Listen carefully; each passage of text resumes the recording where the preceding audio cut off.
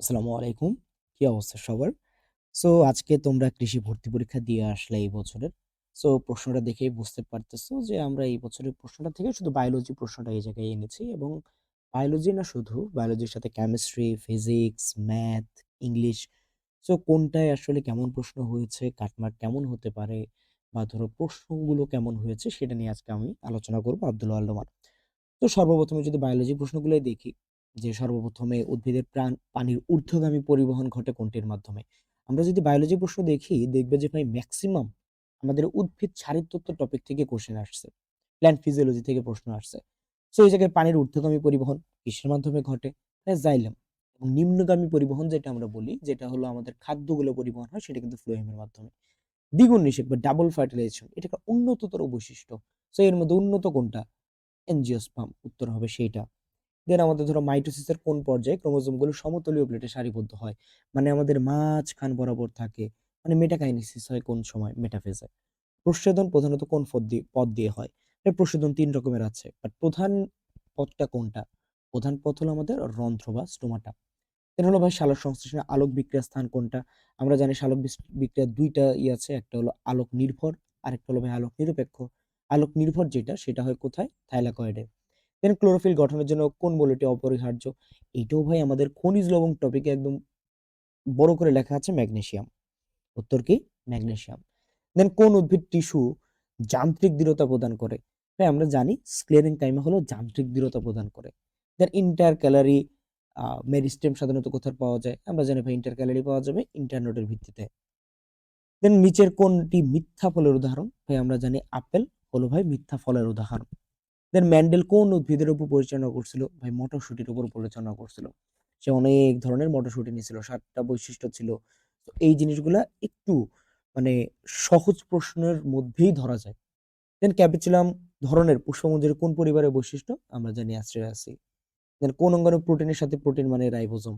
দেন TC এর চক্রে কোন যৌগটি প্রবেশ করে? টিসিএ মানে কি ভাই? ক্রেবস চক্রে কোনটা প্রবেশ করে? গ্লুকোজ ভেঙে পাইরুভিক অ্যাসিড হয়। পরবর্তীতে অ্যাসিটাইল কোয়েতে কনভার্ট হয়, যেটা আমাদের মাইটোকন্ড্রিয়াতে প্রবেশ করে এবং অক্সালোঅ্যাসিটিক অ্যাসিড আগে থেকে ওই জায়গায় থাকে। দ্যাটস ওয়াই তাকে বলা হয় আবাসিক অণু। তারপরে বলা হয়েছে ভাই নিচের কোনটি উদ্ভিদের বর্ণময় অঙ্গে থাকে? বর্ণময় অঙ্গ হলো ২ ধরনের, সবুজ হইতে পারে, রঙিন হইতে পারে। তাই বর্ণময় বলতে আসলে রঙিন বোঝাচ্ছে। রঙিন মানে হলো ক্রোমোপ্লাস্ট। দেন হিস্টোন প্রোটিনের সাথে সংযুক্ত অবস্থায় ডিএনএ এর নাম কি? আমরা জানি ভাই হিস্টোন প্রোটিনের সঙ্গে যখন যুক্ত থাকে তখন আমরা সেটাকে বলি নিউক্লিওজোম। সেটাকে আমরা কি বলি? নিউক্লিওজোম। দেন নিচের কোনটি জুনোটিক ভাইরাসের উদাহরণ না?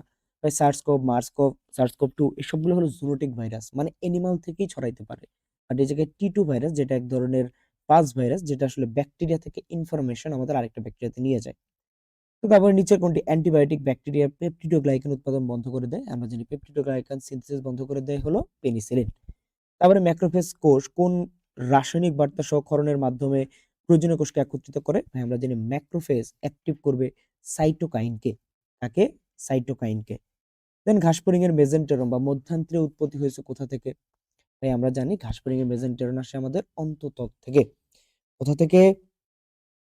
অন্তঃত্বক থেকে। Very good. এরপর আসে আমাদের রুই মাছ বিকাশের কোন পর্যায়ে প্রাণী প্লাঙ্কটন খেতে শুরু করে? আমরা জানি ধানীপোনা।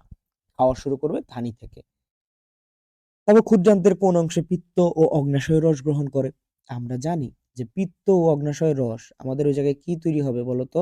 আমাদের ওই জায়গায় ডিউডেনামে একটা অ্যাম্পুল অফ বাটার তৈরি হবে। সো গ্রহণ করবে কোথায়? ডিউডেনামে। কোথায়? ডিউডেনামে। দেন পাকস্থলীর রস নিঃসরণ দমনকারীর জন্য কোন হরমোন দায়ী? আমরা জানি অ্যান্টারোগ্রেস্টন। দেন আমাদের লোহিত অস্থিমজ্জার প্রধান কাজ কি? ভাই লোহিত অস্থিমজ্জার মেইন কাজ হলো ভাই আমাদের অক্সিজেন পরিবহন। এই যে অক্সিজেন মানে লোহিত অস্থিমজ্জা অস্থিমজ্জার কাজ হলো রক্তকণিকা গঠন। আর এই রক্তকণিকার মেইন কাজ হলো আমাদের কি? অক্সিজেন পরিবহন। দেন ফুসফুস থেকে অক্সিজেনযুক্ত রক্ত হৃৎপিণ্ডে পরিবহন করে কোন রক্তনালী? আমরা জানি ফুসফুস মানে থাকবে পালমোনারি। সো পালমোনারি ধমনী অথবা পালমোনারি শিরা। এখন বলছো অক্সিজেন যুক্ত। নরমালি হলে ধমনী হইতো, বাট পালমোনারিতে উল্টা। উত্তর হবে শিরা। দেন লুপ অফ হেনলি শরীরের কোন অঙ্গের অংশ? ভাই লুপ অফ হেনলি আমরা জানি কোথায় আছে? ভাই আমাদের বৃক্কে। বৃক্কের যে নেফ্রন সেই জায়গায় আছে। দেন নিচের কোন প্রাণীতে ভেনাস হৃৎপিণ্ড পাওয়া যায়? আমরা জানি শিরা হৃৎপিণ্ড পাওয়া যায় রুই মাছ বা মাছে। দেন নিচে কোনটি সেক্স লিঙ্কড ডিসঅর্ডার নয়? আমরা জানি থ্যালাসেমিয়া এটা আমাদের অটোজোমাল বা আমাদের যে 22টা যে আমাদের আছে 22 জোড়া ক্রোমোজোম সেইটার উপর ডিপেন্ড করে। আর লাল সবুজ বর্ণান্ধতা, তারপরে আমাদের হিমোফিলিয়া, ড্রুসিনি মাসকুলার, এগুলো আমাদের সেক্স লিঙ্ক ডিসঅর্ডার। দেন আসছে আমাদের এবি রক্তগ্রুপের দাতা কোন গ্রুপতে রক্ত দিতে পারে? আমরা জানি এবি শুধুমাত্র রক্ত দিতে পারে এবি কে, এবং এবি কে আমরা বলি সার্বজনীন গ্রহীতা। তারপর হচ্ছে কোনটি মেসোডার্ম স্তর থেকে উৎপন্ন হয়? ভাই এই জায়গায় হৃৎপিণ্ড, বৃক্ক, জননাঙ্গ, যোজক কলা দুইটাই উত্তর হয়। তো যে কোনো একটা যারা দাগাইছো তারা ধরে নিতে পারো যে তোমারটা সঠিক হইতে পারে। নিচে কোনটি জীবন্ত জীবাশ্ম নাই? লিমুলাস, ল্যাটিমেরিয়া, প্লাটিপাসি, সবগুলো জীবন্ত জীবাশ্ম। নয় কোনটা? ভাই মিক্সিনি। সো বায়োলজির কথা যদি বলি যে ভাই বায়োলজি যথেষ্ট যথেষ্ট যথেষ্ট স্ট্যান্ডার্ড একটা প্রশ্ন হয়েছে। বায়োলজির ক্ষেত্রে বললে যথেষ্ট স্ট্যান্ডার্ড একটা প্রশ্ন হয়েছে, জাস্ট একটু সমস্যা আছে। সমস্যাটা কোথায়? সমস্যা হলো যে ভাই আমার অতিরিক্ত পরিমাণে দিয়ে ফেলছে হলো মানে উদ্ভিদ শারীরতত্ত্ব থেকে, এক শারীরতত্ত্ব থেকে অতিরিক্ত প্রশ্ন করে ফেলছে। এবারে আসলে আমি ওরকম কোনো সমস্যাও দেখি না, কিন্তু শারীরতত্ত্ব থেকে যেসব প্রশ্ন করছে সেই প্রশ্নগুলো ধরো যথেষ্ট ইম্পর্টেন্ট প্রশ্ন, সেগুলো পারার কথা। দেন ধরো আমি কেমিস্ট্রি সলভ করাই নাই, বাট রসায়ন প্রশ্নটা আমি যখন দেখছি আমার কাছে মনে হয়েছে যারা মেডিকেল অ্যাসপিরেন্ট ছিল, যারা মেডি অ্যাসপিরেন্ট ছিল তাদের জন্য মানে একদম পারফেক্ট যেটা কোশ্চেন হওয়া দরকার সেরকমই প্রশ্ন হয়েছে। মানে একদম ধরো থিওরিটিক্যাল বেস কোশ্চেন, যেটা আর কি মেডিকেল অ্যাসপিরেন্ট যারা ছিল তাদের জন্য একটু উপকারে আসছে।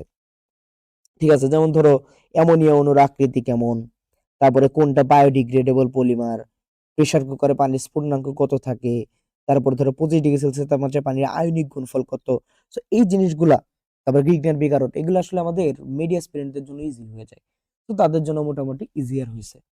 পদার্থবিজ্ঞান, ভাই পদার্থ বিজ্ঞান একটু ম্যাথ বেস তো হবেই, এটা আসলে তুমি কিছু করতে পারবে না, তোমার পদার্থ বিজ্ঞানের মধ্যে একটু ম্যাথ বেস আসবে। বাট আমি যা দেখলাম তুমি মোটামুটি ধরো তুমি যদি একটু পড়ে থাকো, ভার্সিটি ওরিয়েন্টেড পড়ে থাকো মেডিকেলের পাশাপাশি, তো এটা তোমার জন্য ইজি হওয়ার কথা। যেমন ধরো একটা ত্রুটির ম্যাথ আসছে, আমরা জানি ভাই যত পার্সেন্ট থাকবে ওগুলারে গুণ করে দিতে হয়। তো এই ধরনের বেসিক কয়েকটা প্রশ্ন আসছে, এছাড়াও ভাই মেডিকেল ওরিয়েন্টেড দুই একটা প্রশ্ন আসছে। তো এই ক্ষেত্রে ভাই আশা করি তোমরা এইটাও মোটামুটি অ্যান্সার করতে পারছো। দেন গণিত, গণিত ভাই মেডিকেল অ্যাসপিরেন্টদের জন্য একটা প্যারাদায়ক, বাট এটা মোটামুটি ধরো একটা জেনারেল টাইপ অফ ম্যাথ আসছে, যেগুলো আর কি নর্মালি পরীক্ষায় আসে, ওই ধরনের ম্যাথই আসছে, ওরকম অ্যাটিপিক্যাল বেশি দেয় নাই। দেন ভাই ইংলিশ, ইংলিশ ভাই বরাবরের মতোই সহজ আসছে, এটা নিয়েও প্যারা নিও না, বলতে পারো ইংলিশও স্ট্যান্ডার্ড আসছে। সো স্ট্যান্ডার্ড স্ট্যান্ডার্ড বলতেছি, তোমাদের মাথায় আসতে পারে যে ভাই তাইলে হয়তো কাটমার্কটা মেডিকেলের মতন হবে, বাট আমাদের মেডিকেলের মতন কাটমার্ক হবে না কৃষিতে। এটার অন্যতম কারণ কি? এটা অন্যতম কারণ হলো কৃষি ভর্তি পরীক্ষাটা পরে হচ্ছে এবং মেডিকেল অ্যাসপিরেন্টের অধিকাংশ দিচ্ছে না।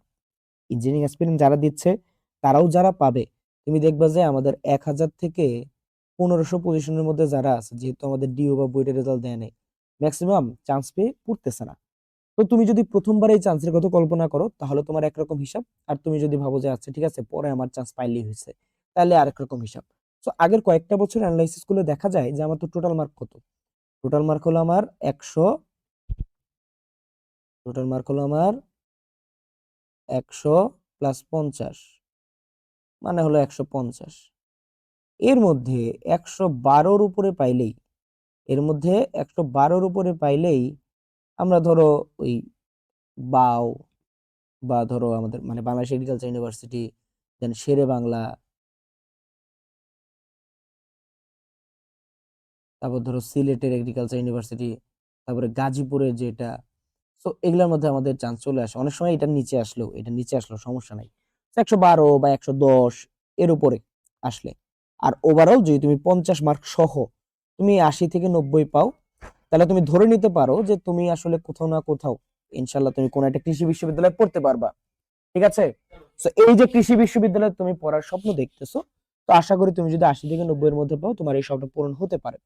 ওকে, সো যারাই যেমন পরীক্ষা দিয়েছো, কাটমার্কটা আসলে এরকম ভাবে আন্দাজ করা একটু কঠিন, কিন্তু যদি 80 থেকে 90 এর মধ্যে পেয়ে থাকো সব মিলাই আর কি, তো 80 বললেও কম হবে, ধরো 90, ধরো 90, তো 90 এর উপরে যদি তুমি এজিউম করতে পারো তোমার এই এসএসসি প্লাস এইচএস এর মার্ক সহ, দেন তুমি আশা রাখতে পারো। এবং আমি সবসময় বলি কাটমার্ক কখনোই ফিক্স না, এবং কাটমার্ক নিয়ে জাস্ট তোমাদের একটা ধারণা দেওয়া হয়, নাথিং এলস। ওকে, ঠিক আছে, তো 80 বা 90 যেটাই বলো, যে কোনো একটাই হতে পারে।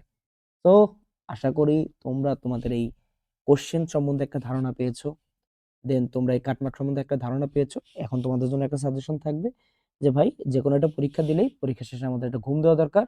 তো ঘুম দাও এবং ঘুম থেকে উঠে তারপর পরবর্তী পরীক্ষার জন্য প্রিপারেশন নেবে। ঠিক আছে? সো আজকের এই ভিডিও এই পর্যন্তই। আসসালামু আলাইকুম। আল্লাহ হাফেজ।